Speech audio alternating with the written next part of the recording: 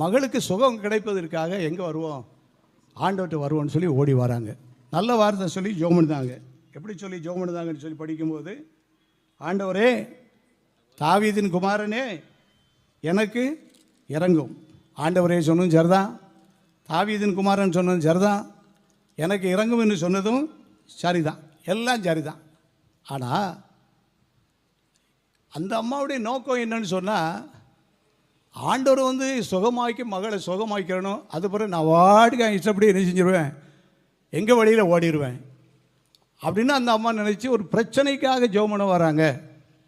ஆனால் ஆண்டோடைய விருப்பம் என்னன்னு சொன்னால், உன்னுடைய சின்ன விசுவாசத்தை நான் ஒரு பெரிய விசுவாசமாக மாற்ற போகிறேன். கைதட்டி எல்லாரும் ஆண்டவருக்கு நன்றி சொல்லுங்கள். உனக்குள்ள ஒரு சின்ன விசுவாசம் இருக்குது, ஆகையினால தான் நீ என்கிட்ட ஜெபம் பண்ணுற மகளுக்காக. என்னுடைய ஆசை என்னன்னு சொன்னால், உன்னுடைய விசுவாசம் இந்த லெவலில் இருந்தால் டவுன் ஆயிரும் கட்டாயம்.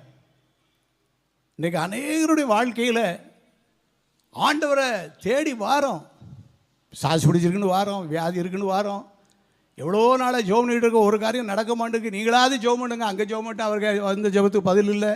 இங்கே ஜெபம் பண்ணி பார்த்தேன், பவர் இருக்குன்னு, அங்கே பவரையும் காணல, ஒன்றையும் காணலை. நீங்களாவது ஒரு ஜெபம் பண்ணி பாருங்கன்னு சொல்லக்கூடிய அளவில் இன்றைக்கி எல்லோரும் ஓடிக்கிட்டு இருக்கிறோம்.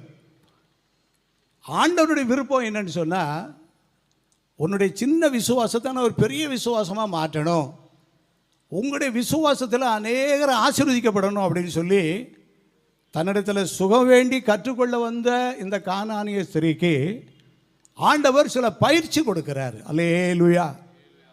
இந்த பயிற்சி நம்ம எல்லாருக்கும் வேணும்.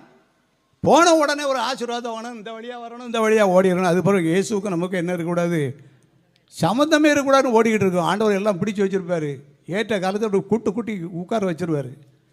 அப்போ நம்ம செய்ய வேண்டிய ஒரு காரியம், இம்மைக்காக மாத்திரம் நம்ம கர்த்தரிடத்தில் விசுவாசம் வைக்காமல், ஆண்டவரனை எப்படி நடத்த விரும்புகிறாரோ அப்படி நடத்தப்படணும்னு சொல்லி நம்ம விரும்பி வரும்போது ஆண்டவர் நமக்கு ஒரு மகிமையான காரியத்தை செய்வார். உனக்கு இருக்கிற இந்த சின்ன விசுவாசத்தை நான் ஒரு பெரிய விசுவாசியாக உன்னை மாற்ற போகிறேன் அப்படின்னு சொல்லி சில பயிற்சி கொடுக்குறாரு. என்ன பயிற்சி கொடுக்குறாரு பாருங்கள்.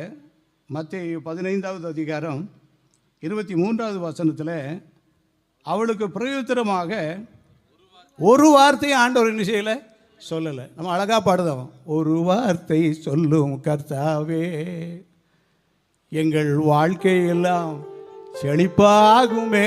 உண்மைதான்.